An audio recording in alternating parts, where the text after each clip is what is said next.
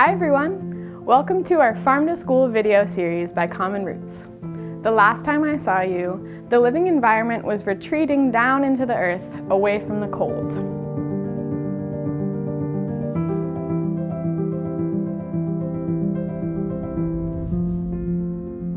Now, winter is really settling in, and despite what it looks like, not everything is frozen still.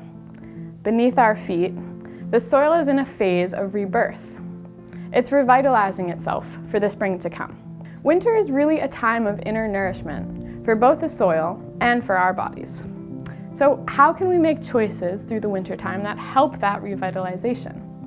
Well, we can eat seasonal foods as much as possible, things like kale and squash and apples. We can wake up in the morning and make sure to drink a glass of water before starting your day. And we can dress warmly and go outside and play as much as possible.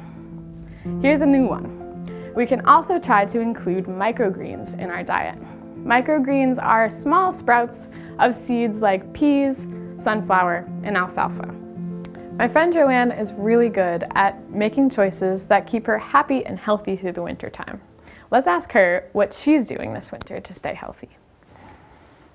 Morning, Kaylee. Morning, Joanne. Nice to see you. You too. I actually do a lot of the things you already suggested. Every morning when I wake up, I throw open the window in my bedroom to let some fresh air in. I look outside to see what the weather's going to be today, and then I get properly dressed and I'm right out the door. Because I want to understand what's happening on my landscape and in the cycle of the seasons that we're in. So I'm usually lucky. I see some animal tracks. If I'm not so lucky, I see animals browsing my fruit trees and my berry bushes, and I tend to that later on. But I do a walkabout because I really want to see what's happening. I want to see where the voles are burrowing, and I also want to get to the bird feeder right away, because birds feed as soon as the dawn comes in the morning, and then again later in the day. So I stock up with suet and seed and get everything ready for them. And when I'm done and I feel like I have a good understanding, I do come in, heat up some hot water with my fresh squeezed lemon, and I sit myself down and I just reflect with gratitude about what I noticed outside in the day and I make plans for what is ahead. And so that's my quiet time. And after that, I get to work or do my yoga stretching depending on the day. That sounds like such a good way to start your day. When we're talking about soil regeneration through the winter time, it's really hard for me to picture what's actually going on under the soil, because when I look around, everything's quiet and still and frozen. So what should we be picturing when we're talking about soil regeneration? Kaylee, that's a really good question. Actually, the wintertime, it does seem very still and quiet, but there is a secret sanctuary right beneath our feet. Can you imagine yourself shrinking down into the deep, dark mysteries of the soil? You might see some frost crystals, some shimmering minerals. You might even see some animal burrows. And then in the deepest, darkest depths of the earth, you might come upon some earthworms nibbling decaying plant roots. And as amazing as that is, there's something else going on. In one small teaspoon of soil, there are billions of invisible helpers revitalizing the soil. Now, imagine something 8,000 years old. It's invisible and it's in the soil. And it's the largest living creature on Earth. Not the blue whale, like I've always thought, but actually invisible fungi called mycelium.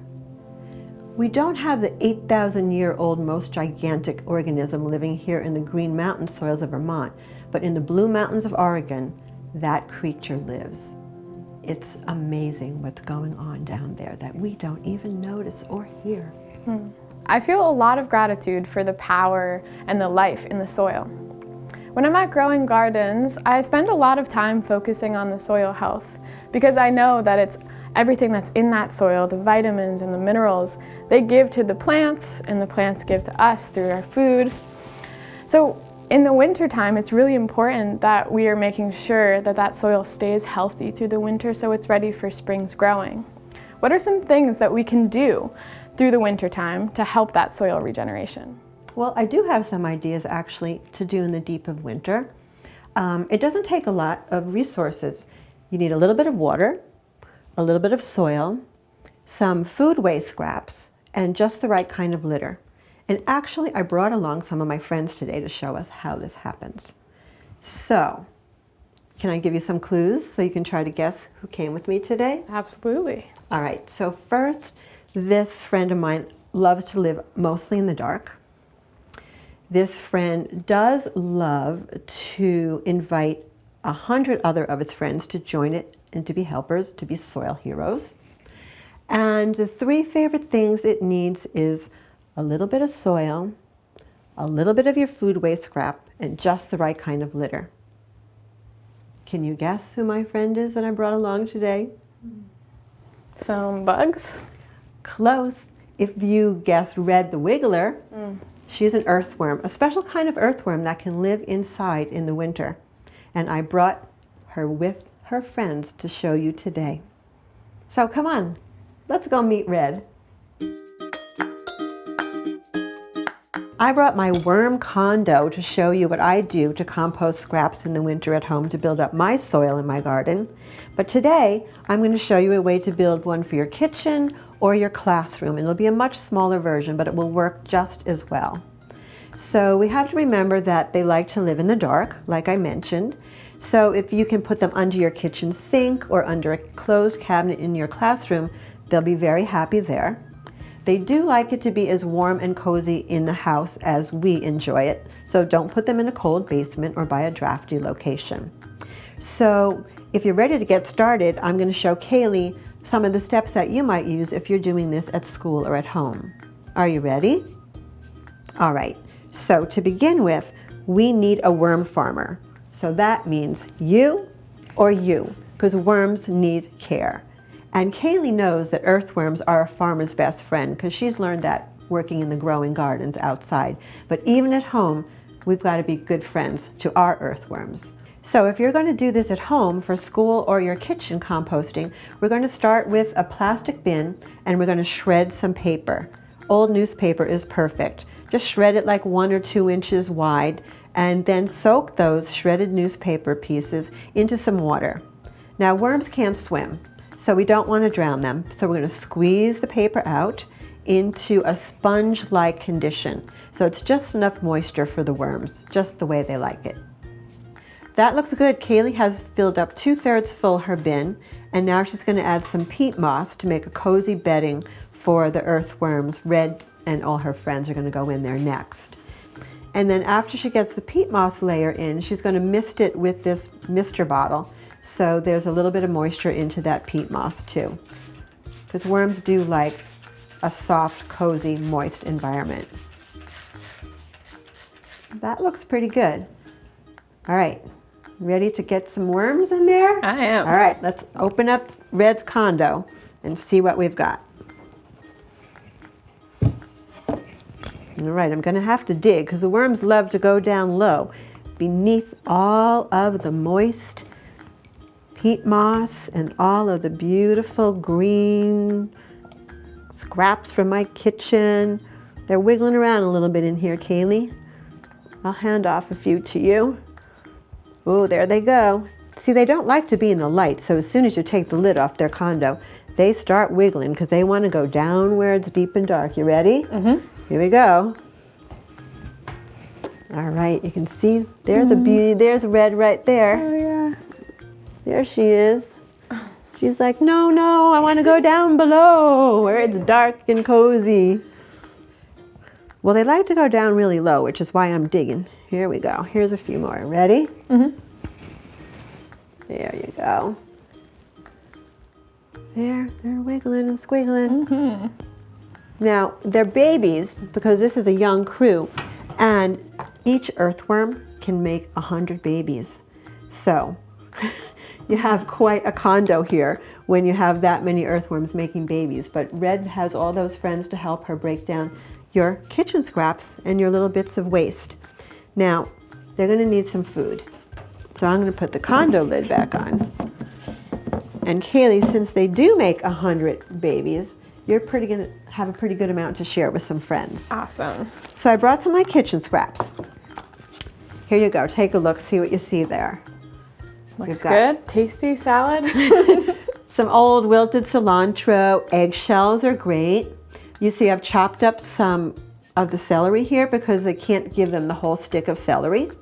And there's some arugula in there, which we're going to have Kaylee shred into small pieces, as well as crumble those eggshells and crunch them up. Got it. And worms are great.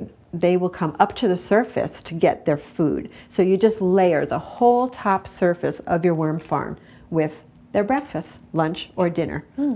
But a visit once a day is really important because, as I mentioned, earthworms need an earthworm farmer, and that's you. So they depend on you, so you need to check on them regularly. But another thing that your mom and dad may be casting off are their coffee grinds, and the worms love coffee grinds. So the things not to put in there are fruit, because fruit flies love to live with earthworms if you use fruit.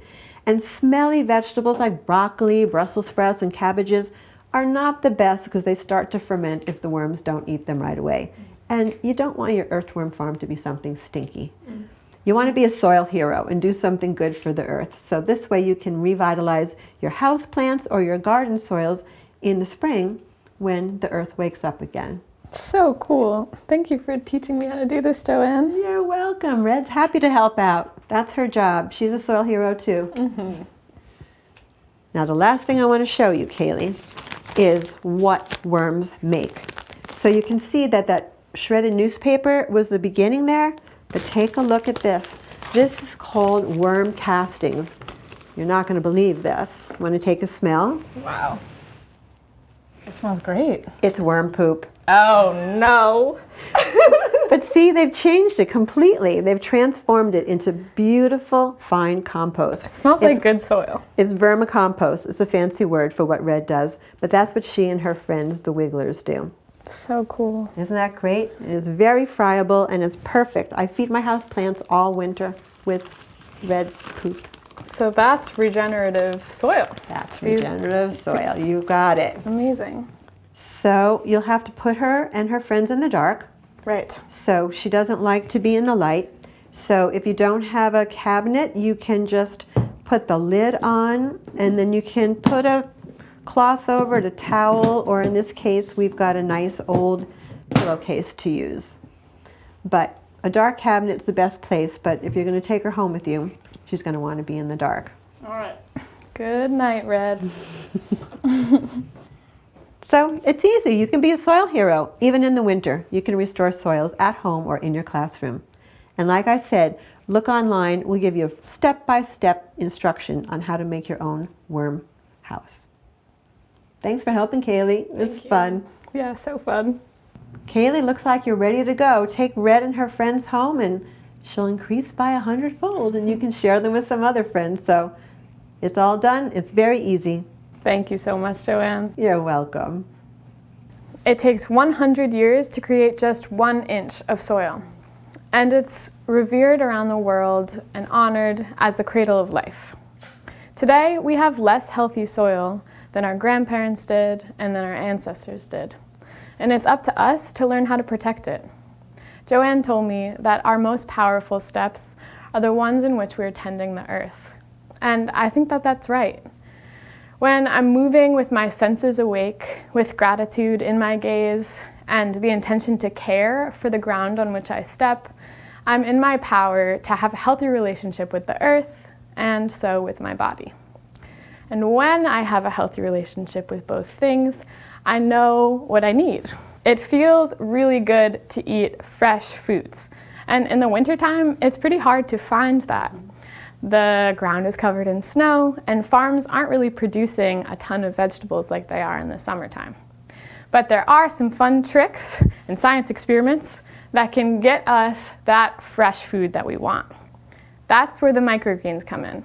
Our farm-to-school educator, Lauren, is going to show us how to start our own sprouting system in our house.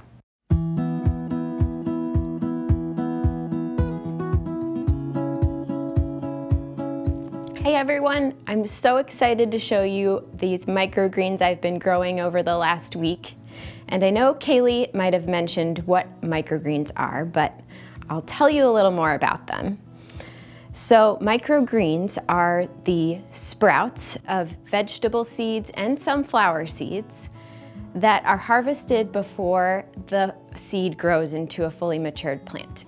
Crazy thing, if you sprout microgreens and eat them, they can provide your body with 40 times more nutrients than eating the fully matured plant. So that means that these confetti-looking sprouts here are packed with more vitality than eating a whole broccoli crown, a handful of peas, or even the leaves on a kale stalk. And they can grow on your windowsill and are ready to harvest in 1 to 2 weeks. I had so much fun growing these broccoli and sunflower seeds at my house last week. And you can see that the first thing that started to come up is still happening with these sunflower seeds here. You can see here that these sunflowers, the white little root tip is just starting to poke out through the bottom of the seed. And then what happens next that I noticed with some of these is that the stem and the 2 first leaves that come out of the microgreen unravel from the other side of the seed. And you can see these still have their little seed hat on. I'm going to show you how to grow these microgreens at home in a little bit. But first, we should harness our inner vitality and growing powers and do a little microgreen-inspired yoga. So let's get up from our seats, and I'll meet you over on my yoga mat.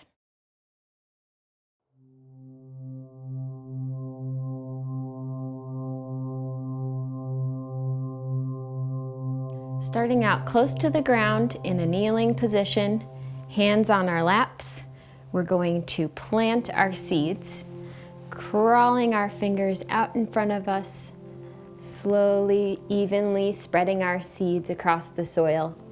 We're making our way into our seed pose, resting our chest on our knees. Take a deep breath here, breathing in and out. Our seed is getting lightly misted each day to crack open that hard outer shell. Then soaking up all the sunlight it can get to have enough energy to form a root coming straight out of your hands out in front. As we slowly rise up, imagine the roots are spreading across the soil as we grow. Then standing tall, make sure your spine is straight. Our stem emerges from our shell, and then using our 2 hands to grow our first 2 leaves of the microgreen sprout, reaching up towards the sun, gathering all that sunlight and energy to grow into our microgreen sprout. Then our seed shell pops off as we lower our hands down to our sides. Don't you feel great sitting tall like a microgreen? I'm ready to grow our mini microgreen garden. Let's get started. During the winter, it's a challenge here in Vermont to grow fresh greens full of sunshine-rich vitality. The sun only shines for basically half a day.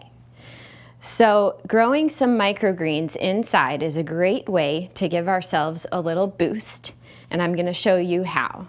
You only need a few materials that I bet you'll already have at home.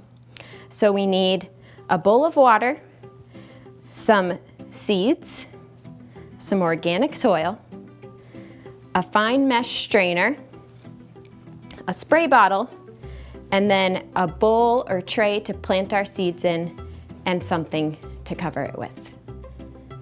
So first we're going to soak our seeds overnight, which I've done here already, and we're going to the next day strain our seeds to get rid of the water. Let's see. We'll add our seeds back here. And then we're going to take our tray and add some very moist but not too wet soil to our tray. So I'm going to add a little water here to get it nice and moist. We can mix it around. That feels pretty good. Worm poop is also really great to add to your soil to give those seeds the nutrients they need to grow. Then we're gonna add about 1/4 of an inch to 1/2 an inch of soil to our tray, spreading it out evenly. And then wipe our hands. We're gonna spread our seeds across the soil. So we'll take our seeds and we're gonna evenly spread them. They don't need much room because they're gonna grow all packed in there. So we're gonna sprinkle them evenly like this, using up most of these. Great. And then we're gonna take our flat hand and we're going to press the seeds down into the soil like this so that they have good contact with that moist soil, but you're not pushing them under. So once those are all pressed down, we're gonna take our towel, or here I have a little lid, and we're gonna cover our seeds for 1 to 2 days to block out the light, and that will let them get the energy to crack open that outer shell. So I want you to peek every day, peek under here and see when that white root tip that you can see in these sunflowers starts to poke out. And when that happens, I want you to uncover the tray and put your tray on your sunny windowsill, or even a well-lit room will work. So now you can watch your seeds grow. You can see the 2 little leaves unravel from the other end of the shell. And make sure to pay attention to your seeds every day because they are living and they need your care. So use a spray bottle to gently mist with water when the soil needs a little dampening. And eventually you'll get to some fully grown microgreens. So once your microgreens have grown up to a few inches tall, they're ready to harvest. So we'll take our scissors and carefully snip at the base. And then we've got our microgreens that are ready to eat.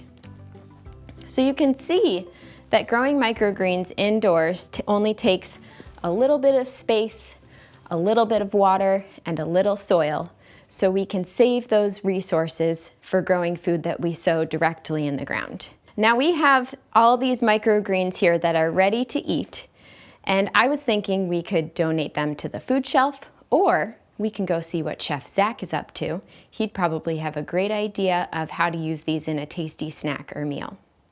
Are you ready for a microgreen confetti party? Because I was born for one. And now I know what you're thinking. How can these little tiny microgreens, how do they even taste like anything? I mean, they're so small and teeny tiny, but with the recipes I'm gonna show you how to make today, I'm gonna take these tiny microgreens and make them delicious. Wow, they're really good on their own.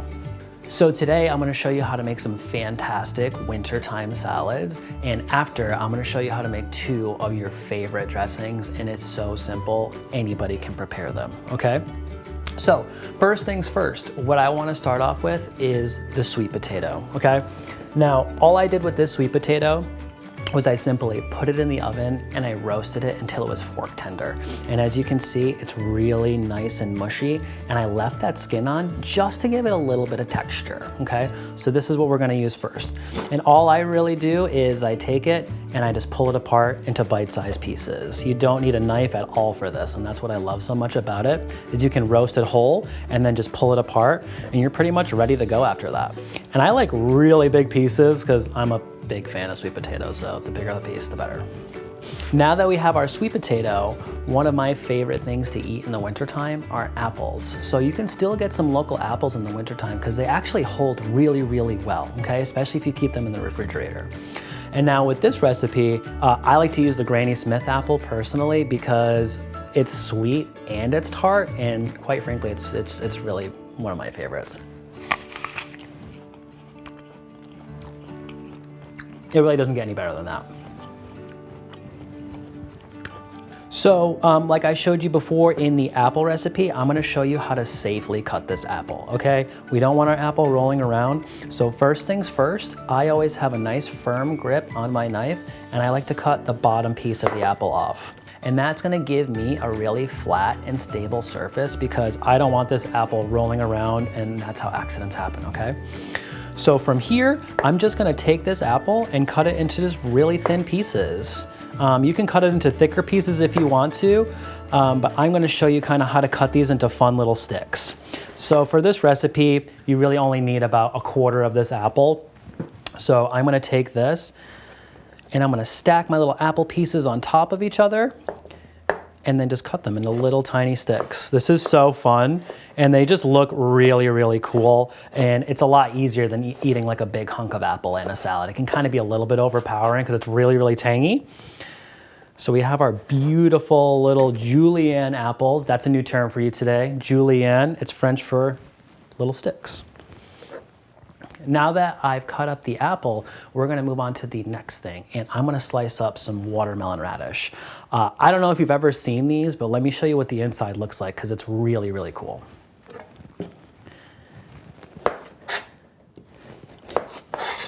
And when you look inside, it's a beautiful pink red inside, and it's just so beautiful to look at it. I mean, in the wintertime, it's kind of really gray and dark outside, so it's really cool to have something bright in your meal, okay?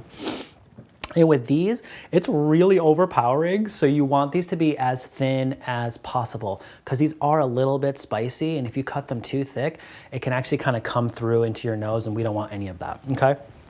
So for this, I like to use the mandolin, okay? And this is definitely something you're gonna wanna have mom and dad use because this is very, very sharp and it can be very dangerous, but a very useful tool in the kitchen. Great. And all I have to do is take my beautiful watermelon radish and I'm gonna slice it really paper thin.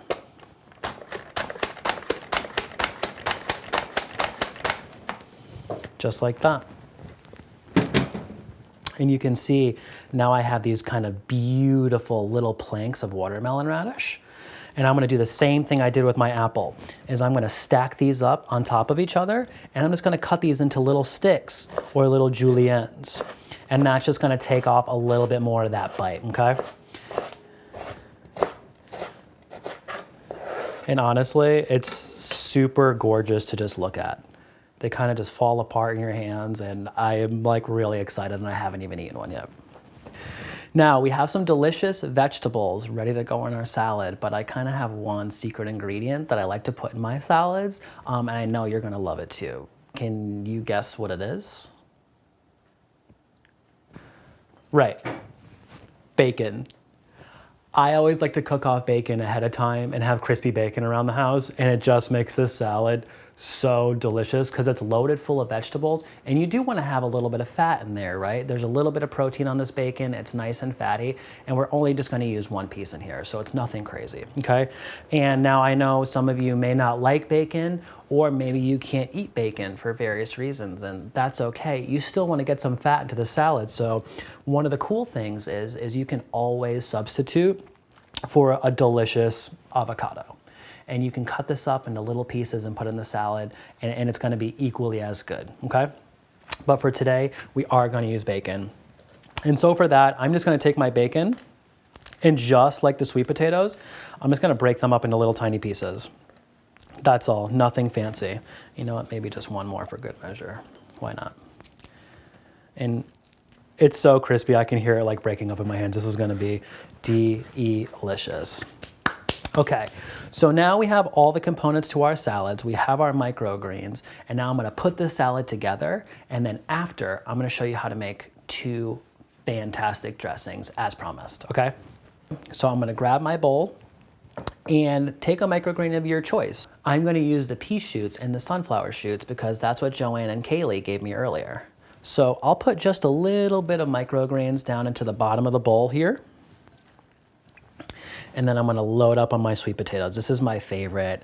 And when you cook these sweet potatoes, they actually end up getting a little bit sticky in the oven, and they almost have this like candy taste to them. So I know you're totally gonna love it. So I'll put my sweet potatoes down. I'm gonna follow that with just a little sprinkle of those julienne sticks of our Granny Smith apple. And this is gonna give us some delicious crunch.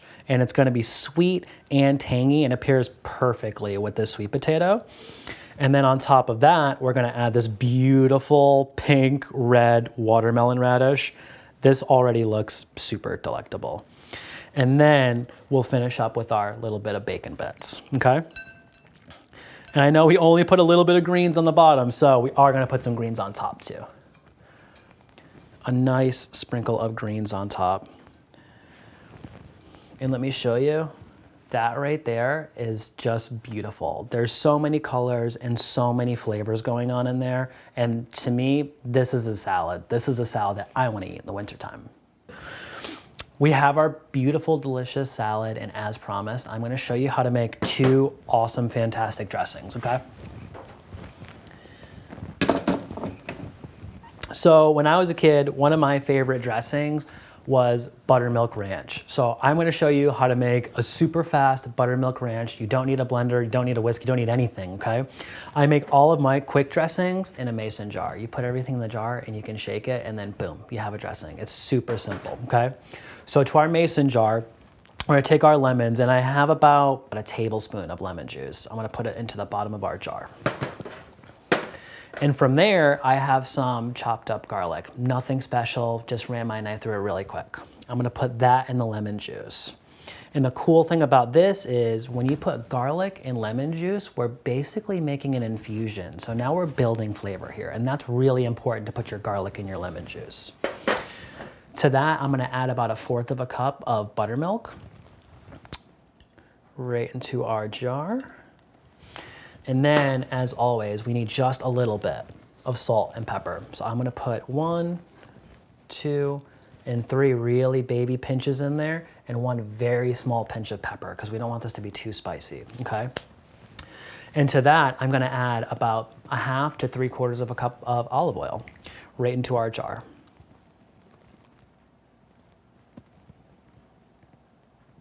Just like that. We'll put our top on and we give it a little shake. We want to make sure everything is nice and melted in there. We'll open it up. That just smells so good. And then with our salad, all we're simply going to do is we're just going to pour a little bit of dressing on there. So as you can see, it's super creamy, it's really delicious, but most importantly, this took me little to no time at all. So you can recreate something healthy and delicious this winter in your home. Now, if you are like me and you thought salads were really boring, I'm gonna challenge you to make something like this, and I know that I can change your mind. So be creative and start to put things in salads that you really, really enjoy, and I hope you learned something today. Thank you for this food, this glorious, glorious food. For the animals and the vegetables and the minerals and the farmers who make it possible. All right, you ready to try it? I'm ready. Thank you, go. Kaylee. You're welcome. To worm poop and soil heroes everywhere. And to the earthworm, the farmer's best friend. Cheers. Cheers. Delicious. So for more microgreen recipes and for our full online curriculum, come to www.commonroots.org. See you next time. See you next time.